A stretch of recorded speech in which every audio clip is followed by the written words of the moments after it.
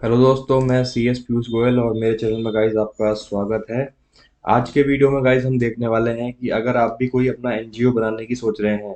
आपको पता होगा गाइज, एनजीओ को जो है आप तीन कैटेगरी में बना सकते हैं, जैसे कि सेक्शन 8 कंपनी के फॉर्म में बना सकते हैं, ट्रस्ट के फॉर्म में बना सकते हैं, या फिर सोसाइटी के फॉर्म में बना सकते हैं। बट आप अगर एनजीओ को चाहते हैं कि वो एक बड़े लेवल पे हम काम कर सकें एनजीओ से, तो मेरे मेरे हिसाब से जो है सेक्शन 8 कंपनी जो है बहुत ही अच्छा ऑप्शन है। जिसमें क्या है, आप अपने इस एनजीओ को इजीली इनकॉर्पोरेट करवा सकते हैं। इसकी वर्किंग होती है सारी जो होती है ट्रांसपेरेंट होती है। साथ के साथ ये सेंट्रल गवर्नमेंट द्वारा अप्रूव होती है, तो इसमें आप central as well as state government दोनों से डोनेशन ले सकते हो। और साथ के साथ एफसीआरए रजिस्ट्रेशन करवा के फॉरेन से भी आप फंडिंग ले सकते हो। जो कंपनीज होती है बड़ी बड़ी, वो क्या है, सेक्शन 8 कंपनीज को ज़्यादा प्रेफरेंस देती है। सेक्शन 8 कंपनी को ज़्यादा प्रेफरेंस देती है डोनेशन देने के लिए। तो इस केस में भी आप जो है सेक्शन 8 कंपनी को अगर एनजीओ तौर पर रजिस्टर्ड करवाते हैं, तो ये आपके लिए यहाँ पे बहुत ही बेनिफिशियल होता है। तो अब हम चलते हैं गाइज आगे और देखते हैं कि किस प्रकार से जो है आप सेक्शन 8 कंपनी को बना सकते हो। तो सेक्शन 8 कंपनी का जो इनकॉर्पोरेशन है वो commerce, art, science, sports, education, research, social welfare, religion, charity, protection of environment और अदर ऑब्जेक्ट्स के लिए कर सकते हो। तो इस प्रकार से जो है आप ये सारा जो जो है एनजीओ का निर्माण करने के लिए, इन ऑब्जेक्ट्स के लिए जो है आप सेक्शन 8 कंपनी बना सकते हो। ठीक है गाइस। इसके अलावा जो सेक्शन 8 कंपनी है वो सेंट्रल गवर्नमेंट से, सेक्शन 8 कंपनी का जो लाइसेंस है वो हमें सेंट्रल गवर्नमेंट से लेना होता है। और इसमें जो है minimum paid up share capital की कोई रिक्वायरमेंट नहीं होती है सेक्शन 8 कंपनी को बनाने के लिए। अब हम जानने वाले हैं कि किस प्रकार से जो है आप सेक्शन 8 कंपनी को यहाँ पे इनकॉर्पोरेट कर सकते हो। तो सबसे पहले गाइस आपको क्या करना होगा, सबसे पहले आपके पास दो ऑप्शन होते हैं। आप या तो डायरेक्टली जो आपकी कोई कंपनी का नाम होगा वो आप डायरेक्टली रिजर्व करा सकते हो।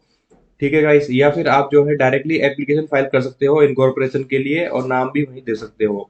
तो आप इससे आप अगर डायरेक्ट जो नाम पहले रिजर्व करा लेते हो, तो उससे फायदा ये होता है कि जो आपका जो नया में पहले रिजर्व हो जाता है, उसके बाद जो है आप कंपनी के जो है डॉक्यूमेंट्स फाइल कर सकते हो। तो ये आपके पास यहाँ पर फायदा होता है। बट अगर आप डायरेक्टली कंपनी का नाम अप्लाई करते हो और साथ के साथ जो इनकॉर्पोरेशन के डॉक्यूमेंट भी फाइल कर देते हो, तो अगर नाम में कुछ रिजेक्शन आता है तो वो आपको सेम प्रोसेस वापस करना होता है, जो कि बहुत काफी ज्यादा हेक्टिक होता है। तो अब हम चलते हैं आगे कि आपको देखेंगे क्या क्या डॉक्यूमेंट यहाँ पे लगने वाले हैं। सबसे पहले हमको नाम रिजर्व कराना पड़ेगा हमको यहाँ पर, जहाँ जो कि 1,000 रुपए की गवर्नमेंट फीस का पेमेंट करके नाम रिजर्व होता है। जो नाम है वो किसी भी एनजीओ से सिमिलर नहीं होना चाहिए या ट्रेडमार्क से सिमिलर नहीं होना चाहिए। इसके अलावा जो है, जो सेक्शन 8 कंपनी कोई भी रजिस्टर्ड है तो उससे भी ये सेम नहीं होना चाहिए। इसके बाद आपको क्या करना है, एप्लीकेशन फाइल होने के बाद नेम रिजर्वेशन की आपका नेम अप्रूवल आ जाएगा। उसके बाद क्या है, आपको स्पाइस पार्ट बी के अंदर जो भी एनजीओ के डॉक्यूमेंट है, जो भी मेंबर्स बनने वाले हैं, जो भी शेयर होल्डर बनने वाले हैं, डायरेक्टर्स बनने वाले हैं, और जो कंपनी का ऑफिस है, शेयर कैपिटल कितने रहने वाली है, एओ कोड, ये सारी चीजें जो है यहाँ पर फाइल करनी होगी। ठीक है गाइस। इसके बाद क्या करना होगा आपको, कंपनी के लिए, कंपनी जब आपके लिए जब आप ये फाइल कर देंगे तो आपको जो है वहां से पेन टेन और इसके अलावा डिन नंबर, इसके अलावा जीएसटी नंबर अगर आपने वो अप्लाई किया है तो वो, bank account number, PF number और ईएसआई नंबर, और साथ के साथ प्रोफेशनल टैक्स अगर आपको रिक्वायर्ड है तो ये यहाँ पर मिल जाएगा।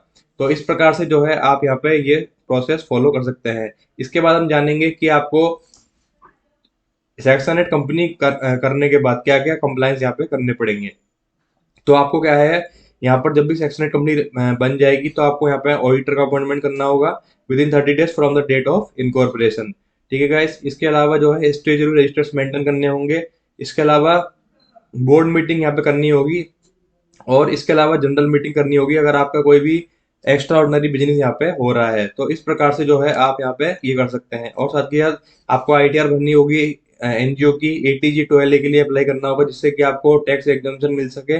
और साथ के साथ नीति आयोग का दर्पण रजिस्ट्रेशन अप्लाई करना होगा, CSR 1 के लिए अप्लाई करना होगा।